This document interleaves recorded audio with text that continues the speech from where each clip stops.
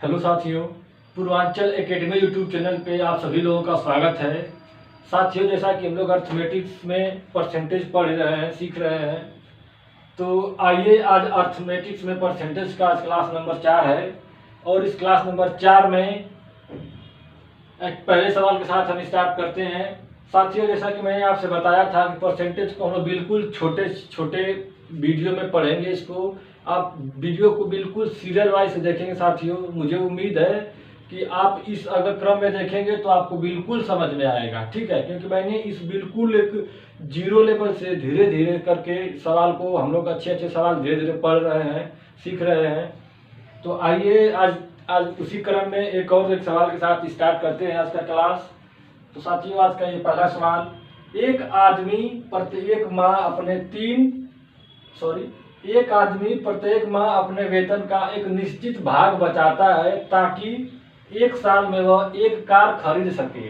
तो ज्ञात करें कि उसे अपने बचत में कितने प्रतिशत की वृद्धि करनी चाहिए कि वह उसी कार को 9 महीने में खरीद सके, ठीक है। तो साथियों, जैसा कि सवाल से समझ में आ रहा है कि जो कार का जो मूल्य है वो तो फिक्स है, ठीक है।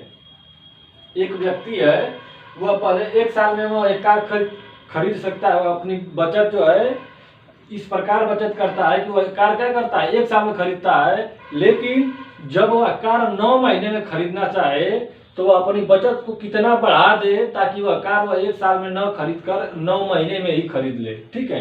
तो जैसा कि हम लोग मानते हैं कि अगर वह पी रुपये मासिक बचत करता है तो 12 महीने में कार खरीद लेता है, ठीक है। लेकिन अगर हम मानते हैं कि वह अगर ₹1 की बचत करे तो कितने महीने में खरीद लेगा, मात्र 9 महीने में ही खरीद लेगा। तो इस प्रकार से जो कार का मूल्य होगा वो दोनों स्थिति में क्या होगा, बराबर होगा, ठीक है। इस प्रकार से जो कार का मूल्य होगा वो दोनों स्थिति में बराबर होगा। जब पहले वह ₹P की बचत करके 12 महीने में खरीद पा रहा है तो हमारा है कि अब वो ₹1 की बचत करके क्या करेगा, 9 महीने में ही खरीद लेगा। तो यहाँ से हम कंपेरिजन करके P/E निकालेंगे, ठीक है। बचत का जो उसके अनुपात निकालेंगे तो ये हो जाएगा आपका 9/12, 3 तिली के 9, 3 चौको 12, ठीक है। यानी कि यहाँ से उसके जो बचत का जो अनुपात है वो आ गया कितना आपका, 3/4। यानी कि अगर वो पहले ₹3 की बचत करता था तो अब कितने की बचत कर रहा है वो, ₹4 की। यानी कि वह ₹3 की बचत करके 12 महीने में कार खरीद ले रहा है। लेकिन अगर वह ₹4 की बचत करे तो वह क्या करेगा, 9 महीने में ही कार को खरीद लेगा। तो यहाँ से हमसे पूछ रहा है कि बचत में कितने प्रतिशत की वृद्धि करनी चाहिए कि उसी कार को 9 महीने में खरीद ले। तो देख रहे हैं यहाँ वृद्धि कितने की कर रहा है, 1 की वृद्धि कर रहा है। तो 1 की वृद्धि कितने पे कर रहा है, 3 पे। तो यहाँ से परसेंटेज निकाल देंगे तो आ जाएगा आपका 33 सही 1/3%, ठीक है। 1 की बचत उसकी बचत में कितनी वृद्धि कर रहा है, 1 की बचत कर रहा है कितने पे, तो 3 पे। तो 1/3 गुणे 100। तो यहाँ से आगे कितना परसेंट वह वृद्धि करेगा अपने बचत में, 33 सही 1/3% की अगर अपने बचत में वृद्धि कर ले तो वह कार क्या करेगा, 9 महीने में ही खरीद लेगा। साथियों, इसको एक तरीके से और भी देख सकते हैं। जैसे वह अगर वह 12 मंथ में खरीदता है बचत करके, ठीक है, और अगर 9 मंथ में खरीदना चाहता है तो इस प्रकार से हम मानते हैं कि एक इन दोनों का जो एलसीएम है उसको मान लेंगे कि वह कार का क्या है, मूल्य है, ठीक है। जैसे 12 और 9 का एलसीएम कितना है, ₹36। 36 मान लेते हैं कि जो ₹36 है, ये ₹36 है, ये कार का क्या है, मूल्य है, ठीक है। कार का क्या है, मूल्य है। तो वह 12 मंथ में अगर खरीद रहा है तो यानी कि वह पर मंथ कितने रुपए की बचत कर रहा है, तो 36 में 12 की डिवाइड करें तो कितना आएगा, 3। यानी कि वह ₹3 पर महीने की बचत कर रहा है, तभी तो ₹36 की कार 12 महीने में खरीद पा रहा है। यानी 1 महीने में वह ₹3 की बचत कर रहा है तो 12 महीने में कितनी, ₹36 में कार खरीद ले रहा है। अगर वह 9 महीने में खरीदना चाह रहा है तो उसको कितने रुपए की बचत करनी पड़ेगी, तो 36 में 9 से भाग देंगे तो कितना आएगा आपका, ₹4। यानी कि उसको हर महीने में कितनी बचत करनी पड़ेगी, ₹4 की। यानी वह पहले बचत कर रहा था ₹3 की, अब बचत करेगा ₹4 की। तो उसके बचत में वृद्धि कितनी हो रही है, 1 की वृद्धि हो रही है, ठीक है। तो 1 की वृद्धि कितने पे हो रही है उसकी, 3 पे।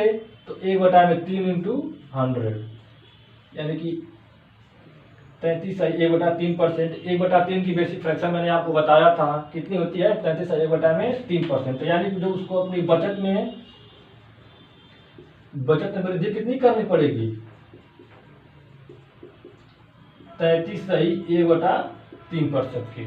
ठीक है, आइए अब ऐसे ही एक थोड़ा सा क्वेश्चनों का लेवल हम लोग बढ़ाते चलेंगे। आइए देखते हैं अब नेक्स्ट टाइप का क्वेश्चन। ठीक है,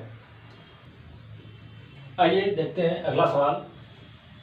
कह रहा है एक व्यक्ति किसी संख्या को 3/5 के स्थान पर 7/4 से गुणा कर देता है, तो परिणाम में प्रतिशत परिवर्तन ज्ञात कीजिए। कोई संख्या है, एक व्यक्ति उस संख्या में 3/5 से गुणा करने के लिए उसे कहा गया, लेकिन वह गलती से क्या करता है, 7/4 से गुणा कर देता है, तो परिणाम में प्रतिशत परिवर्तन ज्ञात कीजिए। ठीक है, 3/5 से गुणा करना है, ठीक है, लेकिन वह किससे गुणा कर देता है, 7/4 से। तो देखिए जब ऐसे क्वेश्चन आते हैं, ठीक है, तो जो फ्रैक्शन दी होती है, इन दोनों फ्रैक्शन का जो हर होता है, उस हर का हम लोग एलसीएम मान लेते हैं कि जो संख्या है वह इन दोनों जो दोनों का लौसा होता है उसको हम संख्या मान लेते हैं। जैसे 5 है, इस फ्रैक्शन का हर 5 है और इसका हर 4 है, तो 5 और 4 का जो लौसा होगा कितना, 20। मान लेते हैं कि संख्या कितनी है, 20 है। ठीक है, संख्या कितनी है, 20 है। तो अब बताइए 20 में 3/5 गुणा करना था, ये ओरिजिनल संख्या है, तो कितना आ जाएगा, 5 चौक को 20 यानी 3 चौक को 12। लेकिन हमने क्या किया, 3/5 की जगह पे 7/4 से गुणा कर दिया, तो 4 5 20, 7 5 35। हमें गुणा करना था 3/5 से संख्या में, लेकिन हमने गुणा किससे कर दिया, 7/4 से। हमारा रिजल्ट आना चाहिए था 12, लेकिन रिजल्ट कितना आ गया, 35। तो परिणाम में कितना परिवर्तन हो रहा है, तो देख रहे हैं कि वृद्धि हो रही है कितने की, तो 23 की। कितने की वृद्धि हो रही है, 23 की। ठीक है, यहाँ पे हमारा परिणाम आना चाहिए 12, लेकिन परिणाम कितना आ रहा है, 35। तो परिवर्तन कितना हो रहा है, 23 का परिवर्तन हो रहा है। तो हमको प्रतिशत परिवर्तन ज्ञात करना है, तो 23 का परिवर्तन हो रहा है कितने पे, 12 पे, क्योंकि हमको रिजल्ट 12 चाहिए था, लेकिन आया कितना, 35। तो परिवर्तन हुआ कितना, 23 का, तो 23/12 × 100। अब देखिए, अब यहाँ से 1/12 का फ्रैक्शन हम लोग जानते हैं कितना होता है, 1/12 की फ्रैक्शन कितनी होती है, जैसा कि आप लोग जानते होंगे। जैसा कि मैं आशा करता हूं कि आप लोग जो बेसिक फ्रैक्शन हमने बताई थी, आप लोग उसके प्रैक्टिस कर रहे होंगे। और पिछले हम लोग 2 से 3 वीडियो में कुछ मैंने जो बेसिक फ्रैक्शन का यूज है मैंने आपको बताया भी है। ठीक है, तो आप इन बेसिक फ्रैक्शन का यूज जितना करेंगे आपके लिए उतना ही आसानी रहेगा। और बाकी तो सवालों में हम लोग यूज कर ही रहे हैं। तो 1/12 का जो फ्रैक्शन वैल्यू परसेंटेज वैल्यू होती है वो कितना होती है, 8 सही 1/3%। ठीक है, लेकिन एक चीज यहाँ पे ये ध्यान देंगे कि ये 23/12 है, लेकिन यहाँ से देखिए क्या, यहाँ से कैलकुलेशन होगा, तो इसको हम लोग इस तरह से भी कर सकते हैं। जो 23/12 है, तो इसको निकाल ले सकते हैं 2 - 1/12, यानी 12 गुना का 24 और 23, 23/12। इस प्रकार से भी कर सकते हैं, लेकिन इस प्रकार से करेंगे तो मैंने आपसे बताया था कि थोड़ा सा कैलकुलेटिव होगा और समय आपका अधिक लगेगा, क्योंकि यहाँ से 1/12 की फ्रैक्शन परसेंटेज वैल्यू हमको पता है, तो 23/12 करने के लिए 23 से मल्टीप्लाई करना पड़ेगा। तो जब 23 इसमें गुणा करेंगे, फिर इसमें गुणा करेंगे, फिर इसको डिवाइड करेंगे, फिर ऐड करेंगे, थोड़ा सा लंबा होगा। लेकिन 23/12 को हम लोग क्या लिख सकते हैं, 2 - 1/12। यहाँ से हमको क्या मिलेगा, बहुत ही आसानी से ज्ञात हो जाएगा। तो देखिए ये कितना होगा आपका, 2 है, तो इसको हम लोग क्या लिख सकते हैं, 200%। ठीक है, 1/12 की परसेंटेज वैल्यू कितनी होती है, 8 सही 1/3%। तो हमने इस प्रकार के घटाने के लिए आपसे बताया था कि जो भी संख्या यहाँ पे होगी उससे एक अधिक क्या करते हैं, इसमें से घटा देते हैं, और फिर इस हर में से इस अंश को घटा देते हैं। तो देखिए 200 है, तो यहाँ पे 8 है, तो 8 नहीं घटाएंगे, 9 घटाएंगे, तो कितना आएगा यहाँ पे आपका 191। अब देखिए अब क्या करेंगे, इस हर में से इस अंश को घटा देंगे, तो हर 3 है, अंश 1 है, तो 3 में से घट कितना बचेगा, 2, यानी कि 2/3%। ये आपका रिजल्ट है। इस तरह से भी हम लोग कर सकते हैं। ठीक है, लेकिन इस तरह थोड़ा सा कैलकुलेटिव होगा, इसलिए हम लोग इस तरीके को नहीं करेंगे, ऐसे करेंगे। ऐसा मैंने आपसे बताया भी था पिछले वीडियो में आपको। तो ये थोड़ा सा क्या होगा, इजी होगा और ये चीज़ें आपको धीरे धीरे समझ में आ जाएंगी। अब और भी आगे हम लोग प्रैक्टिस करते रहेंगे ऐसे सवालों पे, ठीक है। तो जैसा कि एक बार मैं फिर से रिवीजन कर दे रहा हूँ, अगर किसी को नहीं समझ में आया हो तो आप लोग फिर से एक बार ध्यान से देख लीजिए।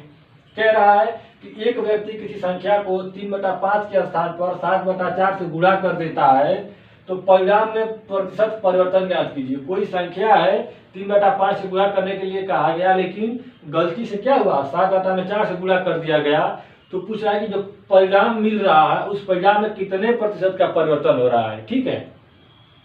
तो ऐसे सवालों को करने के लिए सबसे पहले हम लोग क्या करेंगे, जो फ्रैक्शन दिया है इन फ्रैक्शनों का पर जो हर होता है, इन दोनों हर का क्या करेंगे, लसा लेंगे और उसको क्या मानेंगे, संख्या मानेंगे। ये लसा इसलिए मानते हैं कि कैलकुलेटिव गुणा करें वो क्या होगी, आसानी होगी। तो हमने क्या 5 और 4 का लसा ले लिया 20, हमने माना कि संख्या कितनी है 20।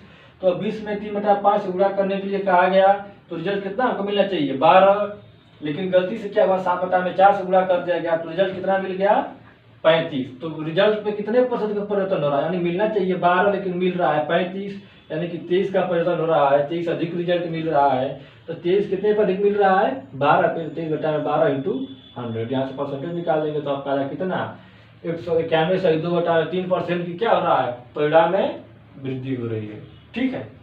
चलिए तो अगला एग्जाम्पल देखते हैं इसी प्रकार का। आइए देखते हैं अगला एग्जाम्पल सेम उसी प्रकार का। एक व्यक्ति किसी संख्या को 5/3 के स्थान पर 3/5 से गुणा कर देता है, तो प्रतिशत त्रुटि ज्ञात करें, ठीक है। यानी 5/3 से गुणा करने के लिए कहा गया, लेकिन वह गलती से क्या कर दिया 3/5 से गुणा कर दिया। तो हमने बताया अभी कि ऐसे सवालों में क्या करते हैं, दोनों के हर का एलसीएम लेते हैं और उसको क्या मानते हैं, संख्या मानते हैं। तो 3 और 5 का लसा क्या होगा 15, ठीक है। यानी कि संख्या कितनी है 15 हमारी, अगर संख्या 15 है तो 3 5 15, 5 5 25, रिजल्ट हमको मिलना चाहिए 25, ठीक है। लेकिन रिजल्ट कितना मिल रहा है 5 के 15, 3 तरीके 9, यानी सही रिजल्ट हमको मिलना चाहिए 25 लेकिन मिल रहा है कितना 9। तो कितने की त्रुटि हो रही है 16 की, यानी कि 16 की क्या हो रही है त्रुटि हो रही है। तो 16 की त्रुटि किस पे हो रही है 25 पे, तो 16/25 × 100, 25 चौका 100, 16 चौका 64%, ठीक है। जैसा कि आप लोगों को समझ में आ रहा होगा धीरे धीरे चीजें। अब जो भी फ्रैक्शन दी होती है इन फ्रैक्शन के हर का क्या करते हैं लौसा लेते हैं और उस लौसे को क्या मानते हैं संख्या मानते हैं, ठीक है। फिर पहले निकालते हैं रिजल्ट कितना मिलना चाहिए, तो यहाँ पे रखकर कैलकुलेट करेंगे तो 3 5 15, 5 5 25, रिजल्ट हमको 25 मिलना चाहिए, लेकिन क्या हुआ रिजल्ट मिल रहा है कितना हमको 9। तो कितने की त्रुटि हो रही है 16 की त्रुटि हो रही है, कितने पे तो 25 पे, तो 16/25 × 100, यानी 64% की क्या हो रही है परिणाम में त्रुटि हो रही है। आइए इसी प्रकार का एक सवाल और देखते हैं। आइए साथियों अगला एग्जाम्पल देखते हैं। एक विद्यार्थी किसी संख्या को 4/3 के स्थान पर 3/4 से गुणा करता है, तो गणना में प्रतिशत त्रुटि ज्ञात करें। साथियों इस क्वेश्चन को एक बार आप पढ़िए और वीडियो को पुश करिए, ठीक है। वीडियो को पुश करके मैंने जो तरीका पिछले सवाल में बताया है उस तरीका को अपने आप का खुद प्रैक्टिस करिए और बनाने की कोशिश करिए, ठीक है। यदि कहीं आपको दिक्कत होती है तो वीडियो प्ले कर करके आप वीडियो देखिए, ठीक है। ऐसे क्या होगा कि जब आप प्रैक्टिस करेंगे जो चीज़ें आपको अगर नहीं समझ में आ रही हैं तो वो चीज़ें धीरे धीरे आपको समझ में आने लगेंगी, क्योंकि जब आप जहाँ फंसेंगे उस चीज़ को आप ध्यान से देखिए कैसे वहाँ से हो रहा है, तो चीज़ें आपको क्या होगी अच्छे से समझ में आएगी। तो आइए देखते हैं इसको। कह रहा है कि एक विद्यार्थी की संख्या को 4/3 के स्थान पे 3/4 से गुणा करता है, यानी 4/3 से गुणा करने के लिए कहा गया, लेकिन वो क्या कर देता है 3/4 से गुणा कर देता है, ठीक है। तो इन दोनों डिनोमिनेटर का क्या करेंगे एलसीएम लेंगे, तो 3 और 4 का लसा कितना होगा 12, यानी मानते हैं कि संख्या कितनी है 12 है, यानी हमको 12 में गुणा करना है। तो 4/3 से गुणा करना है तो रिजल्ट कितना मिलेगा 3 चौको 12, 4 चौका 16। यहाँ पे हमको फिर गलती से 3/4 से गुणा करें तो कितना रिजल्ट मिल गया 4 3 12, 3 तरीके 9, यानी रिजल्ट मिलना चाहिए 16, मिल रहा है 9। कितने की त्रुटि हो रही है 7 की। रिजल्ट में कितने की त्रुटि मिल रही है 7 की। 7 की त्रुटि कितने पे मिल रही है 16 पे, तो 7/16 × 100। अब देखिए 7/16, अब यहाँ पे हम लोग क्या करेंगे बेसिक फ्रैक्शन 1/16 की परसेंटेज वैल्यू कितनी होती है? 6 सही 1/4। तो हमको ज्ञात करना है 7/16 की, तो 7/16 की क्या हो जाएगी? यानी कि 7 से मल्टीप्लाई करेंगे तो 7 6 42, 7 एकम 7, यानी 7/4 करेंगे। ठीक है, तो फिर यहाँ पे क्या हो जाएगा? ये डिवाइड करेंगे अभी, 42 प्लस 4 एकम 4, कितना से बचेगा? 3। तो इसको क्या करेंगे? 1 सही 3/4, यानी 42 और 1 43 सही 3/4%। तो जब कितना मिल जाएगा हमको? 43 सही 3/4% की क्या होगी? त्रुटि होगी। ठीक है, आइए अब कुछ थोड़ा सा टॉपिक चेंज करते हैं और थोड़ा सा दूसरे लेवल पे आते हैं। ठीक है, आइए तो देखते हैं अगला टॉपिक। आइए अब देखते हैं एक नए टाइप का क्वेश्चन। चीनी का दाम 16 से 2/3% बढ़ जाता है तथा परिवार की खपत 20% कम हो जाती है, तो खर्च में प्रतिशत परिवर्तन ज्ञात करिए। ठीक है, यहाँ पे देख रहे हैं कि क्वेश्चन से समझ में आ रहा है क्या कर रहा है? कंपैरिजन कर रहा है। ठीक है, तो ऐसे जब कंपैरिजन वाले क्वेश्चन आते हैं तो हम लोग हमेशा तुलना करके ही तो हम लोग सवाल को सॉल्व करते हैं। जैसे कह रहा है कि अगर चीनी का मूल्य 16 से 2/3% बढ़ जाता है, तो जो चीनी का जो परिवार में खपत है, अगर उसको हम 20% कम कर दें तो खर्च में क्या परिवर्तन होगा?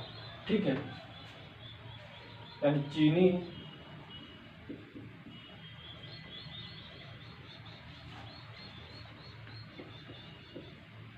चीनी है, खपत है। चीनी के मूल्य में कितने की वृद्धि हो रही है? 16 सही 2/3% की। तो 16 सही 2/3% की फ्रैक्शन वैल्यू होती है 1/6, यानी कि हमने बताया कि ओरिजिनल वैल्यू होती है 6, यानी कि चीनी का मूल्य अगर 6 है, ठीक है, तो 16 सही 2/3% बढ़ जाता है, यानी कि 6 का 16 सही 2/3% तो 1 है। तो यानी कि पहले 6 थी, जब 1 बढ़ गई तो कितनी हो गई? 7।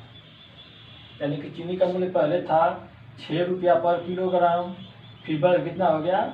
7 रुपया पर किलोग्राम। फिर कह रहा है कि खपत 20% कम हो जाए, यानी देखिए खपत 20% कम कर रहा है, यानी कि 20% की फ्रैक्शन में कितनी होती है? 1/5, यानी खपत पहले 5 थी। ठीक है, तो 20% कम, यानी 5 का 20% कितना? 1, यानी खपत पहले 5 हो रही थी, अब 1 कम हो जाएगी तो कितनी हो जाएगी? 4। अब ये बताइए कि जब 6 रुपया पर किलोग्राम के हिसाब से खपत 5 हो रही थी तो खर्च कितना हो रहा था? 6 5 30 रुपया।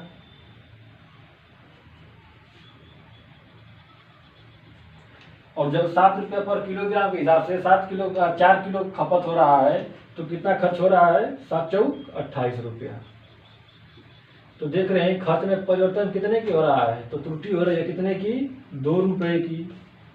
अरे पहले खर्च 30 रुपया होता था, लेकिन अब खर्च कितना हो रहा है? 28 रुपया। तो 2 रुपये की कमी हो रही है। तो 2 रुपये की कमी कितने पे हो रही है? 2 रुपये की कमी कितने पे हो रही है? 30 रुपये की। तो 2/30 इंटू 100, तो 2 एकम 2, 2 एकम 2, 2 5 10, यानी कि 1/15 इंटू 100। तो हम लोग जानते हैं कि 1/15 की जो फ्रैक्शन वैल्यू होती है कितना होती है? 6 सही 2/3%। तो यानी कि खर्च में कितना परिवर्तन हो रहा है? 6 सही 2/3% की क्या हो रही है? कमी हो रही है। ठीक है, आइए एक सेम ऐसा ही सवाल, एक दो सवाल और देखते हैं। जो चीज़ें आपको धीरे धीरे समझ में आ रही होंगी, ऐसे सवालों को हम लोग कंपेरिजन करके ही लगाते हैं। ठीक है, एक सवाल दो सवाल और देखेंगे तो चीज़ें आपको बिल्कुल समझ में धीरे धीरे आने लगेंगी। आइए देखते हैं एक अगला एग्जाम्पल। आइए देखते हैं एक थोड़ा सा एक लेवल थोड़ा सा बढ़ा हुआ क्वेश्चन है। सेम वही चीज़ें हैं, लेकिन थोड़ा सा क्या है, लेवल थोड़ा सा बढ़ा हुआ है, थोड़ा सा कैलकुलेटिव है। तो देखिए सवाल क्या कह रहा है कि सिनेमा हॉल की टिकट की बिक्री 57 से 1/7% बढ़ जाती है तथा मूल्य में 16 से 2/3% बढ़ जाता है, तो कुल आमदनी में प्रतिशत परिवर्तन ज्ञात करें। ठीक है, कोई सिनेमा हॉल है, उसके टिकट में बिक्री में 57 से 1/7% की वृद्धि होती है और उसके मूल्य में 16 से 2/3% की वृद्धि होती है, तो कह रहा है कि आमदनी में प्रतिशत परिवर्तन ज्ञात कर, यानी टिकट की जो बिक्री है वो 57/1/7% बढ़ जाती है और मूल्य भी क्या होता है 16/2/3% बढ़ा दिया जाता है, तो उस आमदनी में कितना परिवर्तन होगा। तो आइए देखते हैं। सबसे पहले टिकट की बिक्री में वृद्धि होती है कितनी, 57/1/7% की। तो जैसा कि हम लोगों ने बताया था, अभी पीछे चर्चा की थी, 57/1/7% की फ्रैक्शन वैल्यू कितनी होती है, 4/7।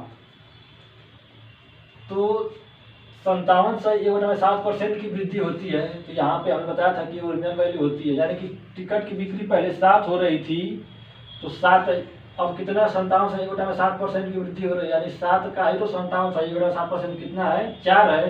यानी पहले बिक्री 7 टिकटों की हो रही थी, तो अब कितने की हो रही है, 11, क्योंकि 4 की वृद्धि हो जाएगी। ठीक है, फिर देखिए मूल्य की अब बात करते हैं।